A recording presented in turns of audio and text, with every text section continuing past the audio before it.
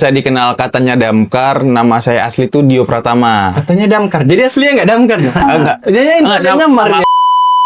Oh, sampai atas lega, kucingnya udah ke bawah. Udah ke bawah. Oh, sampai atas loncat lagi kucingnya? Enggak. Oh, enggak. Saya kira nggak mungkin kita Iya, tepat betul. waktu. Iya, itu tadi ya dia pas dia nggak. Aneh nanti tuh jadinya. Jadi udah terencana nih. Iya, benar. Tantang lagi sama Pak Wali Kota Pekanbaru, Pak Agung Nugroho. Kita mintanya di bawah 7 menit atau 7 menit. 7 menit. Halo Sobat Direksi, kembali lagi bersama saya Rio Agung. Nah, kalau kemarin kita udah ngebahas tentang yang namanya well-being, segala aktivitas pengelasan dan lain sebagainya. Di sesi kali ini, kita akan membahas tentang musibah yang berentet terjadi di lokasi kami, yaitu di Provinsi Riau.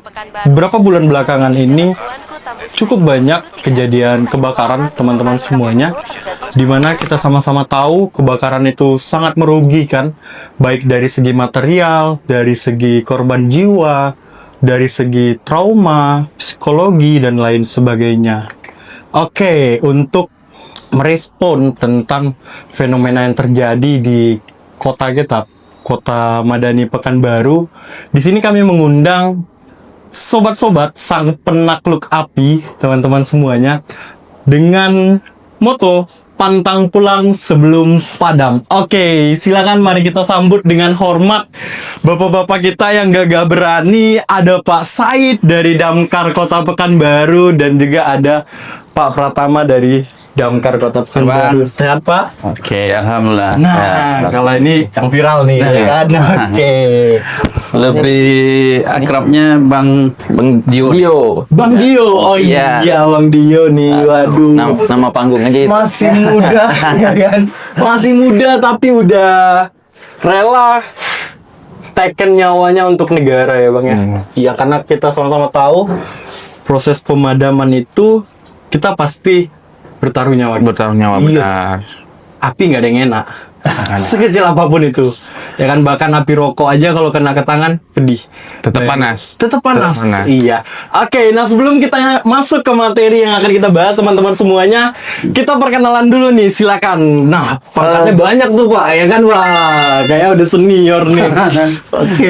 Oke, baik.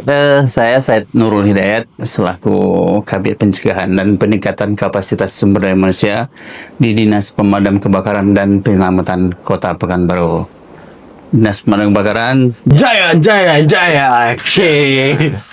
Oke, sedangkan saya itu biasa dikenal katanya Damkar, nama saya asli tuh Dio Pratama. Katanya Damkar, jadi aslinya nggak Damkar? Enggak. Jadi intelnya Mar ya, intelnya Mar kayaknya. Oh, nama panggungnya. Panggungnya aja. Oke. Oke, di Dinas Pemadam Kebakaran saya menjabat sebagai anggota juru evakuasi dan penyelamatan rescue yang nyelamatin ular, biawak. Oke. Nah, itu saya tuh. Wah, tadi kalau Bang mau diselamatin juga. kan diselamatin dari beban kehidupan ya Mas dia ya. Susah itu kayak proses penyelamatannya berbeda tuh ya. Iya. Oke, baik teman-teman semuanya, di depan kita udah ada narasumber kita dari Damkar, rela ngosongin waktunya untuk bisa komunikasi dengan kita.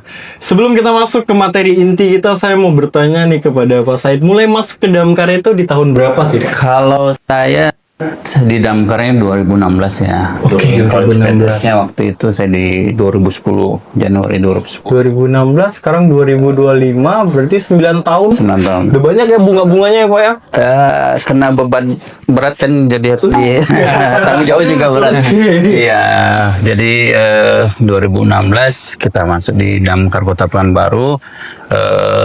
Banyak suka dukanya, tapi alhamdulillah kita menikmati dengan kondisi hari ini. Mudah-mudahan kami Dinas Pemadam Kebakaran memberikan kenyamanan untuk masyarakat Kota Pekanbaru. Luar biasa, memang Pak Said. Oke, tadi Pak Said sedikit menyinggung suka dan duka. Ya kan, kalau suka, ya pasti kalau api udah padam rasanya tuh kepuasan sendiri di hati. Boleh nggak sedikit Rio bertanya, kenangan duka apa yang paling teringat sama Pak Said sampai sekarang selama jadi pemadam? Kalau saya kan sebenarnya di bidang pencegahan ya, di bidang pencegahan tapi terkait dengan eksekusi pemadaman itu kan kawan-kawan di operasional. Di operasional itu ada dua kasih di pemadaman dan evakuasi penyelamatan nih hewan-hewan tadi, terkait hewan yang berbisa maupun buas ya. Kalau ya karena kami walaupun di bidang setidaknya ada sedikit tahu lah terkait dengan bagaimana kawan-kawan berjibaku di lapangan ya. Yang paling baru ini yang kejadian di Jalan Nangka ya, kebakaran yang menimbulkan korban jiwa di Jalan Nangka, di apa juga di Jalan Setosa juga ada.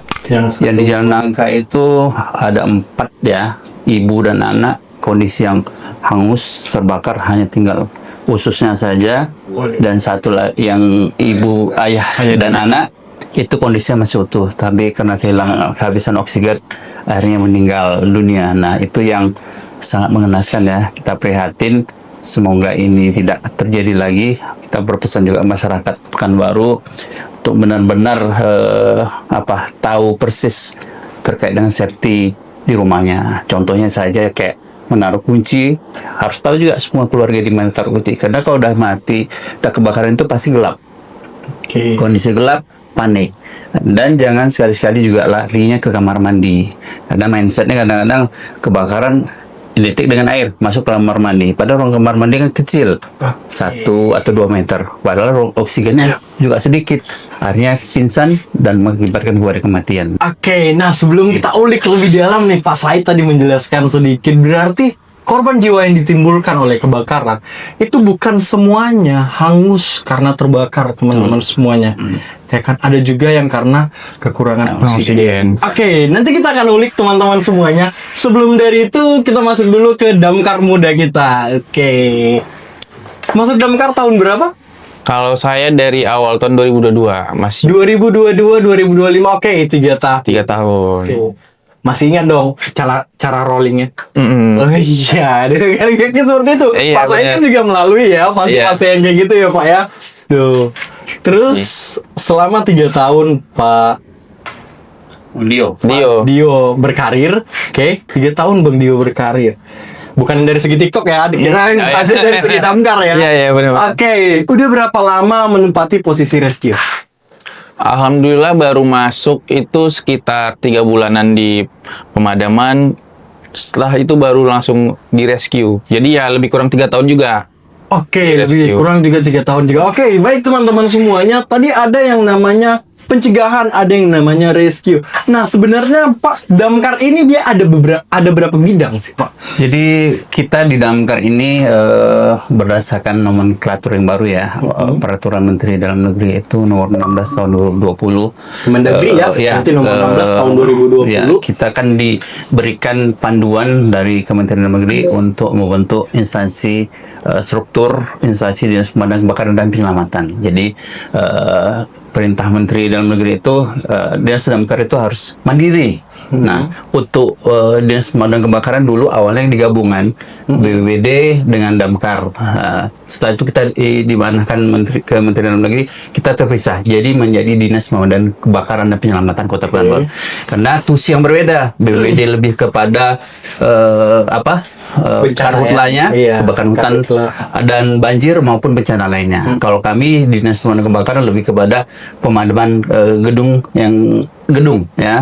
dan juga tadi penyelamatan evakuasi hewan, bahkan sekarang tuh yang cincin nggak bisa dilepas ya. Kita juga ada lagi kadang-kadang ibu-ibunya mama agak iseng juga nih, nggak bisa pasang lampu, nelfon pemadam. Ini ada tuh yang lagi viral tuh, ngambil rapor anak. Iya, memang luar biasa. Ibaratnya kalau dari semua instansi ada yang loreng coklat, ya kan? Nah, mungkin yang damkar ini masuk ke jokernya ya Pak ya. Joker. Iya kan, semua pokoknya diterima lah gitu ya kan. Iya. Jadi kami ada 3 bidang, ya, bidang sarana-sarana ini terkait Sarana. dengan mobil pemadam kebakaran. Fasilitas. Pos-pos kita punya 10 pos ya, 9 dan Makon Pekanbaru 1 Pekanbaru. Ini karena juga kita diperintahkan untuk mengejar respon time sebagaimana diamanahkan Permendagri 114/2012.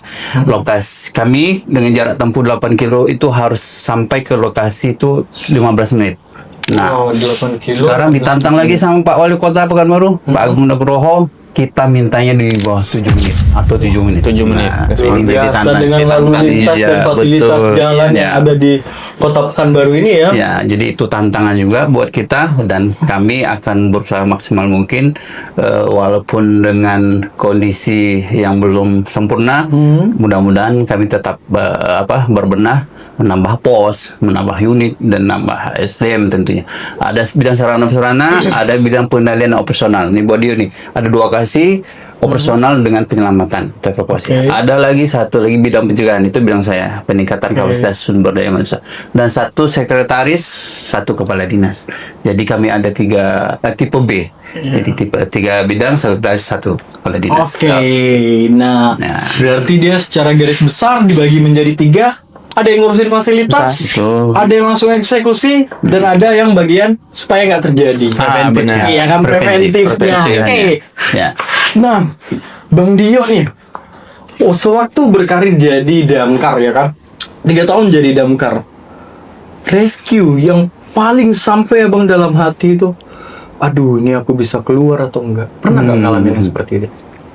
Yang seperti itu paling kita membantu evakuasi turun gedung ataupun masuk sumur gitu. Jadi pernah ada nyelamatin hewan yang jatuh ke dalam sumur. Nah, karena biasanya tuh sumur itu kan kita nggak tahu di dalamnya beracun atau enggak, soalnya dalam. Benar. Nah, itu kita coba pakai bantuan pernapasan, SCBA gitu, kita turun ke bawah. Nah, di situ tuh kadang waktu pertama kali terjun ada perasaan kayak gitu tuh. Ini bisa nggak sih ya? Ini selamat nggak sih ya? Soalnya first time. Nah, Oh, first coba percaya dengan alat yang kita punya. Iya dong, kalau kita kerja, Iya, kerja 100% sama percaya dengan safety alat. alat. Iya. Iya, waktu itu evakuasi kucing, kita turun ke bawah sampai ke atas, akhirnya lega, bisa ternyata.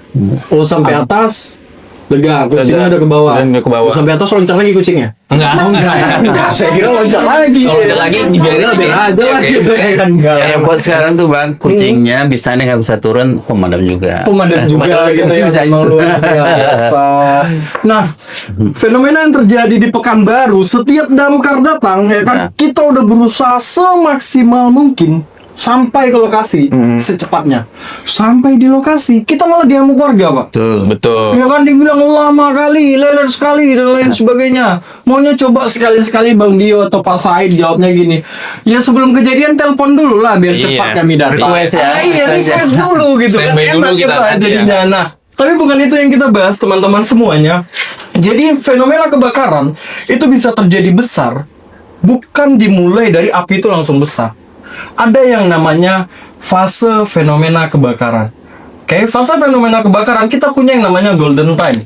Ada yang namanya titik awal penyalaan, fase pertumbuhan, ya seperti itu kan, flashover, terus pembakaran penuh dan lain sebagainya. Pertanyaan saya pada saat damkar menerima laporan, oke, kita sampai ke lokasi, api itu udah masuk ke tahap mana sih, Pak? Baik, kondisi ya, memang fenomena hari ini seperti itu ya. Masyarakat kadang-kadang selalu Menyalakan. image-nya damkar itu terlambat.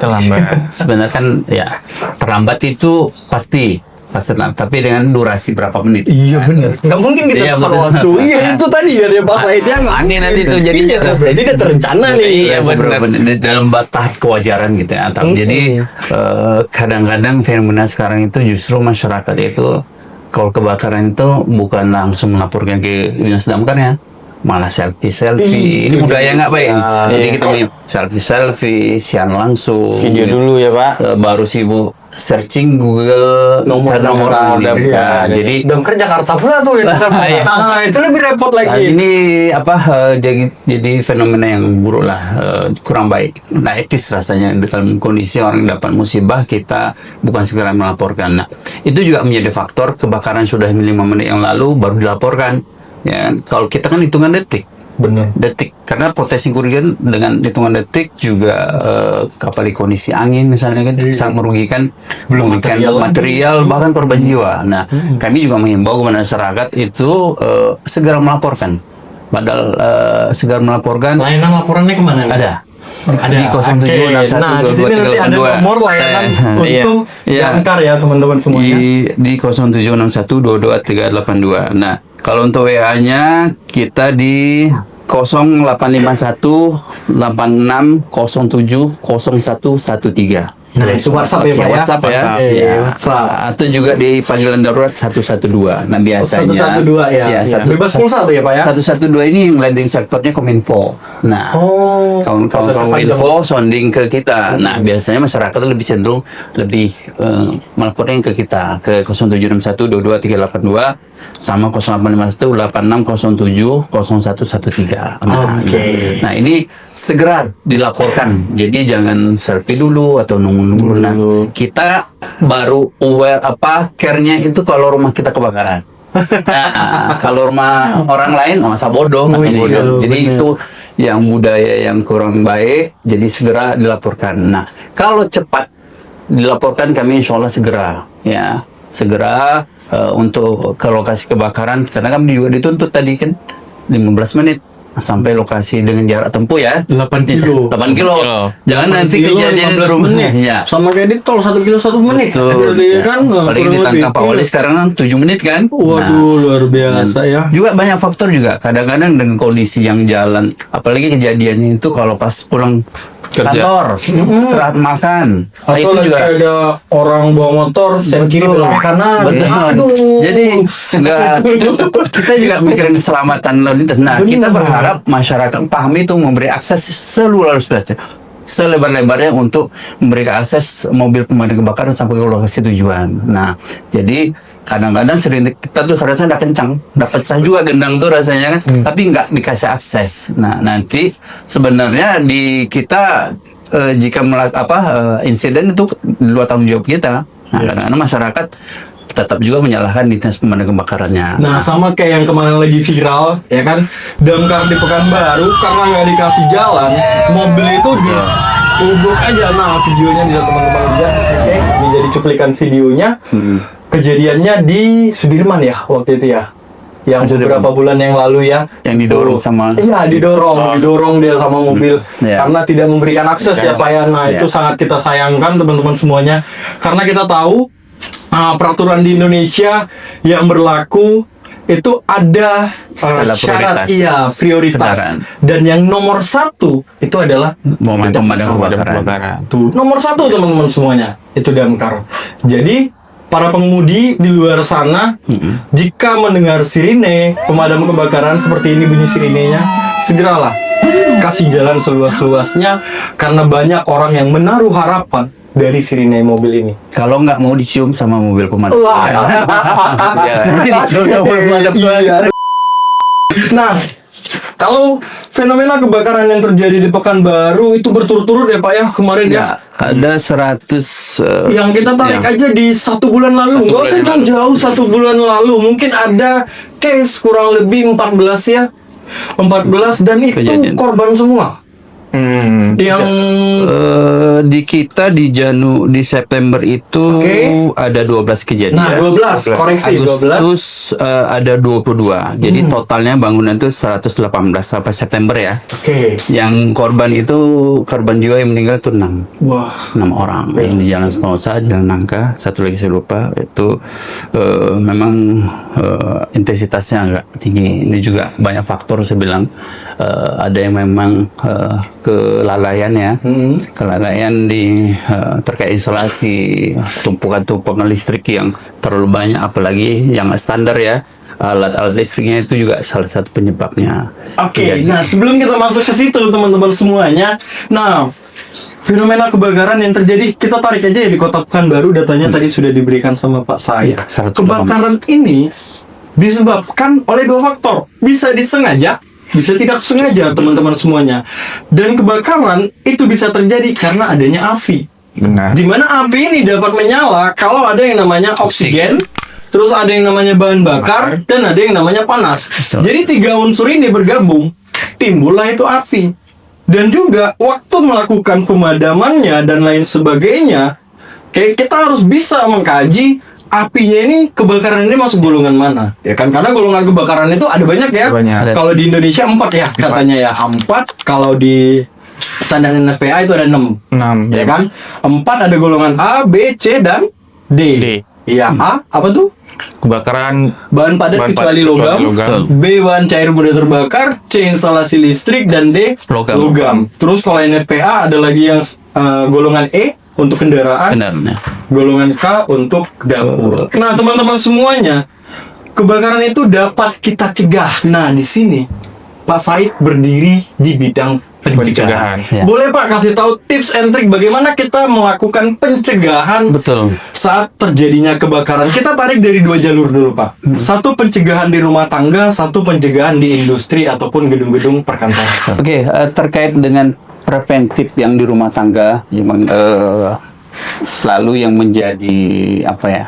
Kambing hitam. Kambing hitam. Iya, listrik udah Ini itu. sorry ini kawan PLN ini. Karena bukan ya. Karena ada ya. kewenangan PLN juga ya. Sebenarnya kalau PLN itu kan terkait dengan instalasi. Hanya masukin arus. Ya, karena PLN itu hanya sebatas arus. Kalau terkait instalasi kan tuan Biro, rumah yang punya iya. biro. Jadi ini menjadi perhatian juga yang instalasi listriknya di atas 5 tahun segera untuk Perbarui, peremajaan ya. apalagi maintenance lah. nambah beban listriknya, tentu mungkin dayanya lebih tinggi, beban yang alat yang sekarang kan nggak memadai. ya. Ini nanti kejadian konsleting, memuai, itu kan menyebab jadi pemicu kebakaran. Jadi kami berharap tuan rumah nih, bapak-bapak, ibu-ibu, memperhatikanlah instalasi listriknya, kabel-kabelnya, apa stok mentahnya, ini menjadi perhatian juga. Dan yang juga nih kelalaian juga pengawasan anak-anak ya. Kadang-kadang orang tua atau ayah dan ibunya meninggalkan rumah ya, anak-anak tanpa pengawasan orang tuanya menyalakan kompor ya. Apalagi ini anak-anak sekarang main gadgetnya, tumpukan gadget sampai TV di situ, kulkas juga di situ. Jadi itu juga salah satu potensi menyebabkan kebakaran juga. Terus juga hal-hal sepele juga banyak kejadian kan diakibatkan dengan puntung rokok juga. Wah, puntung rokok itu pernah jadi heboh Pak pada tahun 2016 atau 17 saya lupa. Rokok yang terbakar ya. Iya, di gedung yang inisialnya MK. Nah, ingat nggak? Iya, betul. Benar tuh. Penyebabnya terbakar. Sepele kan? Rokok. Coba. Betul. Tapi yang terbakar hanya deretan barang bukti. Enggak, bukan di situ, bukan ya kan. Yang jelas gedung itu bisa terbakar karena puntung rokok. Betul. Kan waktu itu. Nah, jadi jangan sepele ya kan, untuk kawan-kawan yang perokok di sini ya kan, jangan hanya tembakaunya dinikmati habis itu puntungnya buang sembarangan. Ya. Nah, puntungnya ada baiknya dimatiin ya Pak ya, matiin. Benar-benar mati dulu. Benar-benar mati. Ketika melakukan pembakaran dulu kan bukan dulu sih, akhir ini juga masih menggunakan yang sistem pembakaran pakai spiritus itu kan. Kalau tambal bannya. Oh iya benar. Nah, spiritusnya menetes ke pada jalur ke pertalite yang eceran tadi, ketengan. Nah, karena ada penguapannya ya, nyalain spiritusnya. pembakaran menambal bannya. Nyambar Dan Nyambar akhirnya sana. kios-kiosnya habis semua, bahkan ada korban jiwa. Nah, ini juga menjadi perhatian kawan-kawan pedagang pertalite eceran untuk jangan menganggap hal-hal kecil itu sepele sampai korban jiwa kan. Nah, ini menjadi perhatian juga. Terus juga ya pencegahan lagi, ini ibu-ibu mungkin juga yang sering memasak nih, apalagi atau sekarang itu lagi fenomena nonton drama-drama Cina. Itu dia drama-drama Cina, wah luar biasa. Yang dimasak tempe, ya kan, yang keluarnya nanti arang. Wah, Rajin juga Bang, harus bersihkan lemak-lemak bekas masakan itu. Iya, itu karena bisa salah satu bahan mudah terbakar juga kan. Lemak tadi kan, sama biasa ada sarang apa ya? Sama laba-laba itu yang hitam-hitam itu. Kalau di dapur tuh biasanya kan mereka lupa membersihkan. Itu kan cepat sekali pemicu. Oke, pemicunya. Habis itu kalau memang kondisi panas terik, kena plafonnya kan terbakar juga, yang mengakibatkan juga beberapa kasus kejadian seperti itu juga. Dan tidak membakar sampah pada serik yang panas terik. Apalagi sekarang aturannya kan memang nggak boleh membakar sampah tuh di halaman. Nah, hal-hal yang seperti ini menjadi perhatian juga buat kita semua di rumah tangga agar potensi kebakaran itu menjadi minimal, kita minimal. Dan juga kalau dicurigai misalnya nih, abang rumah kosong, masuk ke rumah agak-agak cium, nggak pernah beli durian tapi agak rumah cium durian kan? Aroma durian. Jadi nggak pernah namanya tabung gas meledak tuh, nggak pernah. Tapi gas bocor, yang mengakibatkan gas bocor memenuhi ruangan, ada pemantik listriknya mengakibatkan ledakan. Terus pemantik Gitu listrik, kan, orang ya. nelpon kita aja listrik Listrik, statis. apalagi sudah ada dengan liquid itu kan memenuhi rumah kan.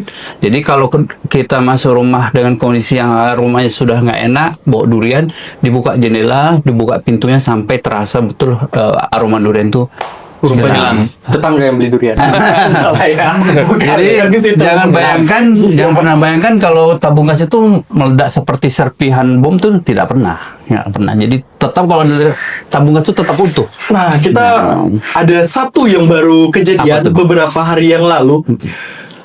Itu kejadian tabung gas meledak. Dan itu menyebabkan, nah mungkin videonya nanti boleh ditayangkan ya. Ini bisa kita sama-sama lihat. Dan ini tabung gas yang meledak kapasitas 12 kilo, dia seperti bom. Dan itu jangan abang bayangkan tabung gasnya yang hancur lebur. Oke, Bukan tabung gasnya yang hancur lebur, karena tadi liquid gasnya itu sudah memenuhi ruangan, rumah penuh, ada pemantiknya, itu mengakibatkan guncangan. Oke, maka dari itu dia bisa meledak seperti itu ya. ya. Jadi tidak pernah yang namanya Tabung gas. itu yang meledak. Meledak seperti serpihan bom atau ya Tidak mungkin pernah ya. kawan-kawan operasional lebih Tapi pada saat kondisi. ada penyebaran gasnya, lalu dipicu Pemantik oleh api cahaya. sedikit saja, Ya, ya kan, panas sedikit saja, maka dia akan jadi bom ya, seperti yang baru-baru terjadi. Mungkin Betul. nanti tim media kita bisa nayangin ya. Nah, maka dari itu betapa pentingnya kita melakukan ataupun aware terhadap gas. Apalagi bagian regulator ya, paling rentan. atau selangnya bocor, Selang, ya kan, selang bocor, digigit bocor. tikus, Betul. itu biasanya. Jadi perlu perhatian lebih lah. Biasa, kalau kita pergi lebih dari 2 hari atau 3 hari, bagusnya regulator dicopot aja ya. Copot aja, benar. Regulator dicopot, tabungnya dijual, lumayan Pak. Tabungnya nggak apa Nggak apa ya, beda. Kalau nggak abang jual, ada orang lain juga dapat duit juga. Ya dimaling lah. Oh iya. Ya kan banyak kasus. Iya, kasus benar. Maling apa, tabung gas ya maling kan. gas. Tuh, niat hati kita baik ya kan. Atau abis dicopot kita letak di luar, tabungnya lebih efektif ya Pak. Sedekah aja. Sedekah namanya. Berpahala. Oke.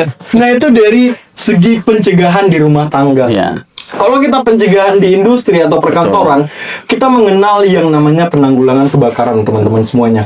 Penanggulangan kebakaran itu ada yang namanya sistem proteksi. Ya. Oke, sistem proteksi sesuai dengan instruksi Menteri nomor 11 tahun 97 itu dibagi menjadi 2. Ada yang pasif, ada yang aktif. Oke, pasif itu dia menempel ke bangunannya. Jalur evakuasi, terus titik kumpul, terus juga pintu tahan api, tangga darurat, itu kita sebut dengan pasif. Nah, aktif itu yang kita pakai untuk langsung memadamkan kebakaran. Kita tahu ada hidran, apar, sprinkle, detektor, terus ada yang namanya alarm. Detektor juga 4 jenisnya ya Pak ya. Detektor asap, detektor panas, terus detektor asap, panas, api, nyala api, dan titik panggil manual. Oke, pertanyaan saya kepada Pak Said selaku pencegahan Pak. Kita tarik tadi dari dunia kantor ya, dari dunia kantor. Nah, pada saat suatu gedung baru berdiri nih Pak, oke, lalu mereka akan merancang sistem proteksi kebakarannya. Apakah boleh melibatkan damkar terkait pengetesan, terkait sosialisasi penggunaan, terkait fire drill dan lain sebagainya?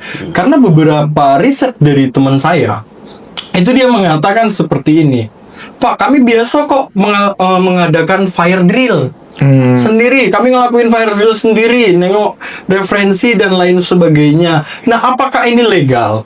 Kan itu dong timbul pertanyaan kita. Iya, benar-benar. Apakah mereka menggunakan aparnya sesuai dengan ketentuan baik dan benar? Apakah mereka menggunakan hidrannya baik dan benar? Nah, saya mau bertanya dari sudut pandangnya Damkar.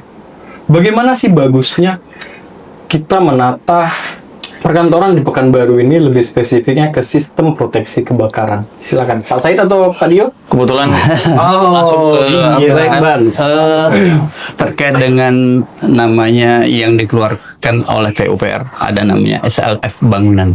Oke. Surat layak fungsi bangunannya, bangunan. Jadi mulai dari perencanaan ya, perencanaan bangunan itu dibuat, kita dilibatkan kawan-kawan stakeholder terkait. Salah satunya kami di situ, ada juga di DLHK, ada di Subnya, ini terkait lalinnya kan, terkait lalin. Habis itu juga OPD yang DLHK, apalagi saya lupa itu, PUPR, Perkim ya. Terkait dengan kondisi lingkungannya, kita salah satunya kita dilibatkan dalam perencanaan itu. Jadi syarat untuk bangunan itu nanti kami merekomendasikan dan menyerah kepada vendornya atau yang ingin membuat bangunannya, kepada perusahaannya. Jadi ada namanya sidang, kita di sidang, di situ beberapa bidang terkait termasuk kami. Jadi kami ketika dalam perencanaan itu kami memberikan rekomendasi, kita survei lapangan, nanti setelah titik-titik alat proteksi itu di sini loh, hidran itu di sini loh gitu. Jadi kami ketika perencanaan, nah setelah itu dibangun baru kita uji kelayakan. Uji kelayakan. Jadi ada commissioning testnya ya. Iya, uji itu kelayakan. juga turun dengan OPD terkait tadi. Di lading sektornya oleh PUPR juga mereka nanti kita turun sama-sama, kita pengetesan alat-alat proteksi pemadam kebakarannya. Dan pengetesannya itu apakah di semua lantai atau di semua titik? Karena kita tahu ya, sprinkle itu ada yang jarak 1,2 meter, ada yang jarak 1 meter, 2 meter. Apakah itu diuji per setiap kaca sprinkle? Kita ambilnya per lantai biasanya. Itu kan sampling ya. Jadi ada juga yang sifatnya itu kan berkali linear. Titik-titik kan berfungsi apa tidak kan, kita ambil yang paling yang mereka kondisi sprinklernya itu memang titik terjauh. Nah, makanya kita minta kepada ketika merencana bangunan itu ada titik khusus untuk pengujian. Jadi ke depan akan spesifik. Ya, jadi ke depan itu tidak mengganggu aktivitas kawan-kawan ketika di gedung. Jadi kita kayak di basement, kita itu kan yang tidak mengganggu aktivitas. Nah, jadi untuk pengujian itu biasa per lantai. Ya, kita random tentu dengan pertimbangan analisa kita ini memang berfungsi dan jalan, kita termasuk juga dengan mesin pompanya berfungsi apa tidak. Jangan nanti alat proteksi itu hanya sekedar aksesoris ya, banyak aksesoris ternyata tidak berfungsi ataupun kan. pelengkap administrasi. Apalagi ini kan terkait dengan nyawa, kayak perkantoran, inventaris lah kita katakan, inventaris perusahaan, hotel kan seperti itu kan, kita sangat kita perhatikan terkait dengan keselamatan. Ngomongin soal hotel sprinkle tadi yang kita bahaskan, hotel sprinkle, ada kejadian di tahun 2025 ini yang cukup unik Pak. Kita ambil di Medan, di Hotel JW Marriott. Kalau Bang Dio dan Pak Said ya. Jadi ada satu tamu di kamar tertentu, dia gantungin baju, gantungin baju itu di sprinkle, gantungin baju di sprinkle sehingga kaca sprinklenya itu jebol sama hanger. Air keluar. Awalnya air itu keluar di lantai, di kamar dia saja.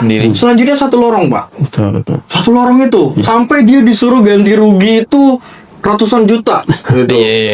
Nah, berarti sistem kerja sprinkle ini seperti apa Pak? Apakah satu kaca pecah lalu dia semua jalurnya juga ikut mengeluarkan air, ataukah hanya di titik situ saja? Sebenarnya dia saling terhubung. Berarti dia saling terhubung satu sama lain. Kadang-kadang tergantung di settingan seperti apa juga yang di apalagi kalau bangunan itu bangunan yang sudah lama ya. Kadang keberatan pemilik gedung untuk membongkar lagi kan, terkait dengan estetikanya lagi kan, ada yang sifatnya mereka terpisah ya, ada juga yang memang satu jalur seperti itu. Jadi mungkin kondisi di sana kira-kira itu mungkin satu jalur ya, satu jalur semuanya. Nah, ini juga perlu pemahaman juga kepada tamu-tamu kan, agar ini tidak terjadi lagi menggantung anggar baju di sekunder kan. Nggak ada Nah, loh. Ada mungkin nanti di media silakan cari videonya ya kan. Nah, Saya tahu dia berharap kena langsung pancaran AC ya kan biar kering kan. Iya, benar. Cuman gantungnya salah. gantungnya salah tuh. padahal anggarnya ada ya, di lemarinya ada ya. Iya, tapi dia mau ngerikin Biar- baju ya katanya. Iya, Iya, seperti- iya. Nah, berarti cara kerja sprinkle itu dia bisa line per line, ya kan? Ataupun bisa per sektor. Ya kan, dibagi berapa sektor gitu. Oke. Nah, itu kalau dari sprinkle. Nah, sekarang Pak, yang kita mau bahas itu dari hidran. Karena saya lihat hidran di Pekanbaru ini cukup banyak yang bentuknya seperti tiang. Ya kan, yang biasa kita sebut dengan hidran pilar, dan itu ada di sepanjang Jalan Sudirman, mulai dari jembatan sampai habis Sudirman Kemang 3 itu ada. Nah, ada satu kejadian sewaktu Ramayana terbakar. Oke, kita sama-sama tahu ya, Ramayana terbakar. Lalu damkar mencoba membuka hidran pilar, namun tidak ada air. Airnya. Iya, tidak ada air. Nah, apakah kejadian ini lumrah terjadi di Pekanbaru? Atau itu memang satu kesalahan yang tidak diharapkan sama sekali dengan damkar? Nah, terkait dengan sumber air dari hidran ya, Iya. memang kita akui sekarang ya alhamdulillah karena PDAM sudah berbenah ya, kita akui memang beberapa titik hidran di kita itu dulu kondisi pipa yang punya PDAM itu kan sudah cukup tua juga ya, sudah cukup tua. Jadi kalau dipaksakan, waktu itu kita rapat dengan kawan-kawan PDAM, kalau dipaksakan itu bisa pecah. Ya mungkin jadi kalau itulah penyebabnya ketika itu ya. Sekarang kan alhamdulillah 3 tahun terakhir ini kan PDAM kan berbenah. Berbenah terus, Ya. Pak. Iya, Dalam makanya pi- pipanya pipe bagus. yang Jalan di atas yang fiber kan. Hanya fiber. Benar. Lagi-lagi ya. Jangan kemana. jadi sumber air itu memang kecil. Bahkan kalau dipaksakan ya, pipanya hancur karena ada puluhan tahun juga kan. Sudah korosi juga mungkin Berarti jadi bukan karena airnya nggak ada ya? ya, kalau dipaksakan kondisi seperti itu. Jadi memang kondisi pipanya sudah tua juga. Itu kawan-kawan PDAM katakan seperti itu. Kenapa kecil gitu, kecil. Nah juga alhamdulillah ini mudah-mudahan berbenah. Mudah-mudahan juga titik-titik hidran ini mungkin kita anak perhatian Pak Wali nanti ya kan, daerah yang kita anggap Rawan, yang padat lah, ya kan, kita kita inginnya sebenarnya kita buat rencana industri sistem protes kebakaran sih seharusnya kan. Kita kan belum ada. CPK kita kan belum ada. Nah, untuk kajian bagaimana 10 dan 15 tahun akan datang dinas pemadam kebakaran itu sudah punya ya master lah ya, yang mana daerah-daerah rawan itu. Kita berharap ke depan seperti itu. Jadi tidak hanya menempatkan alat proteksi itu berdasarkan asumsi saja, tapi berdasarkan kajian Kajian, ya. Jadi tepat gitu. Tepat bagaimana Pekanbaru 10-15 tahun akan datang tuh perkembangannya bagaimana. Di situ kita perlu titik-titik alat proteksi. Bagus juga ya itu kan. Nah, kalau hidran itu sendiri ada berapa jenis, Pak? Kalau hidran box ada ya. Oke, hidran hidran box, hidran pilar ya. Oke. Terus yang di gedung ya, yang dalam Ya. ruangan itu biasanya. Nah, hidran ini kalau pilar kita lihat dia nggak dilengkapi dengan selang. Ya, kan? Dia kosongan tiang Kosong gitu tiang aja. doang. Tapi ada saya lihat hidran di dalam gedung itu dia dilengkapi dengan selang dan juga dilengkapi dengan nozzle.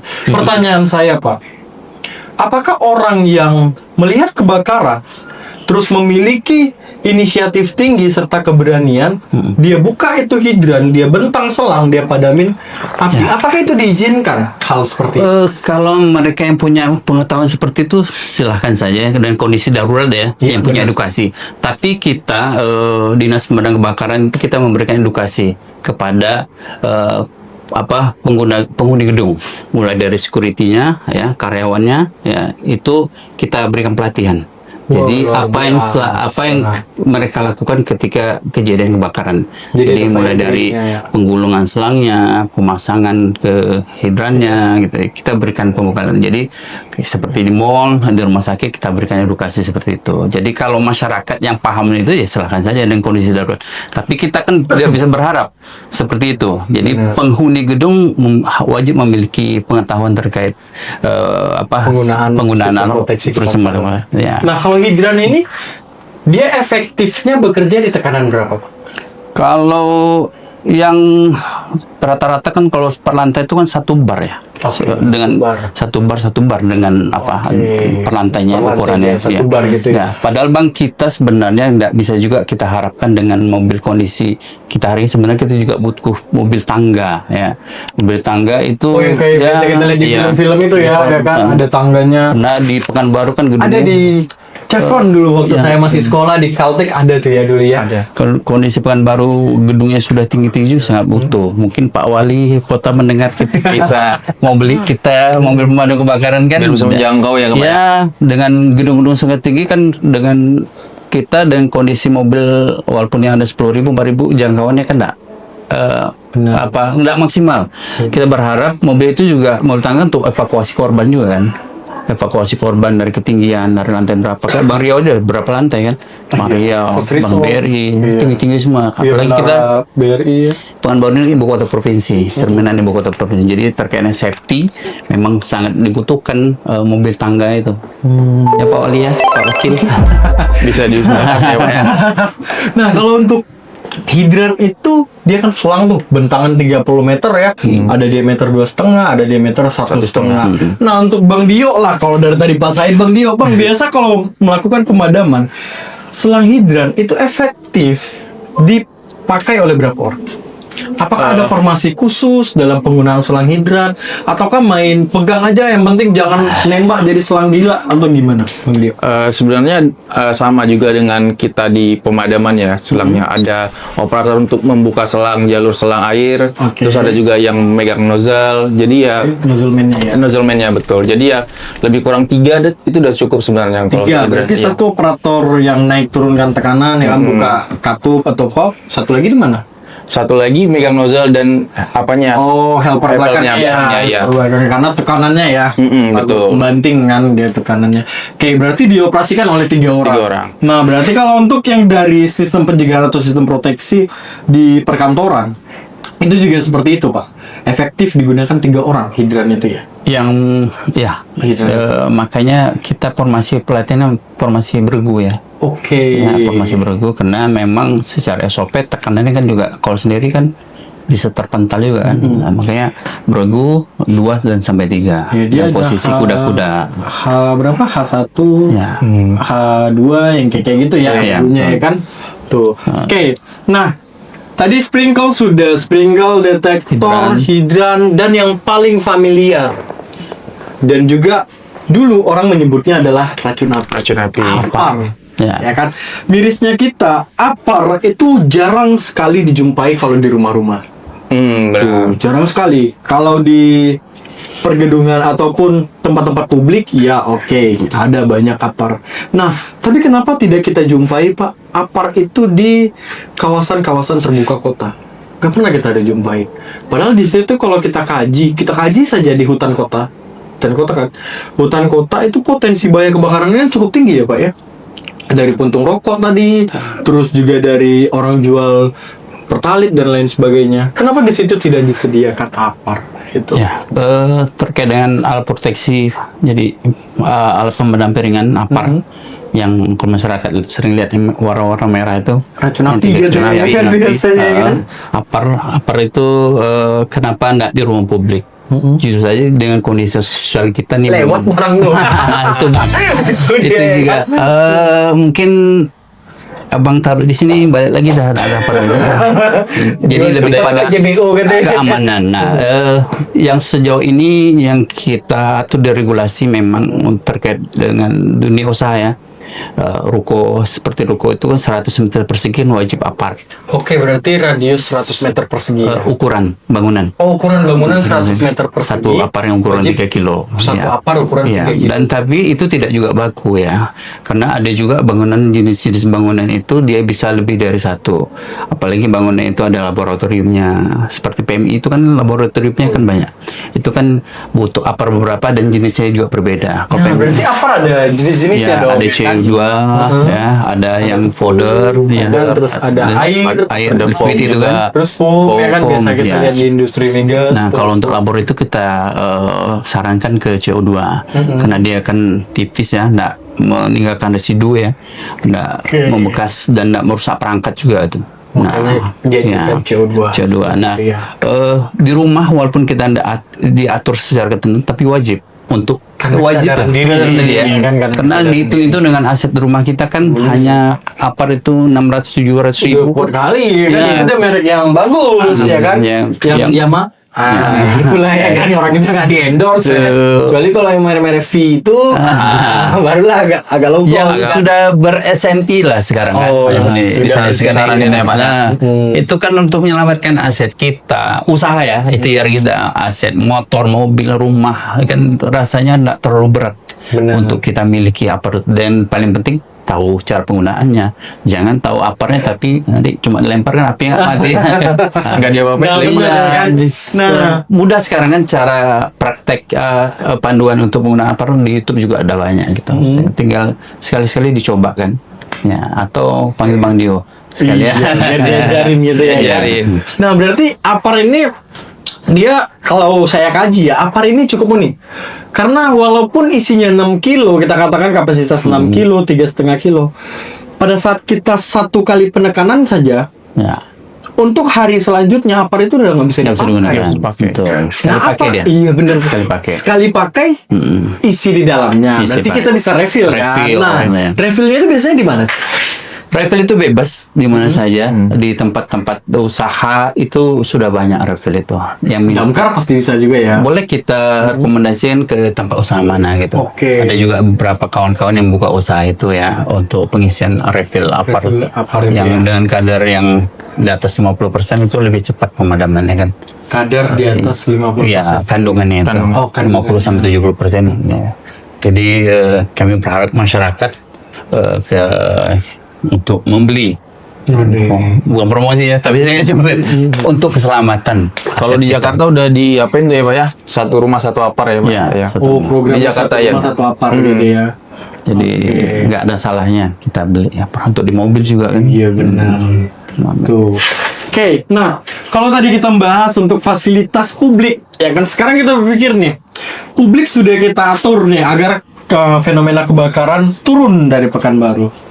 Pertanyaan saya selanjutnya Pak, apakah fasilitas damkar Pekanbaru itu sudah mumpuni untuk kita katakan melakukan pemadaman cepat dan efektif?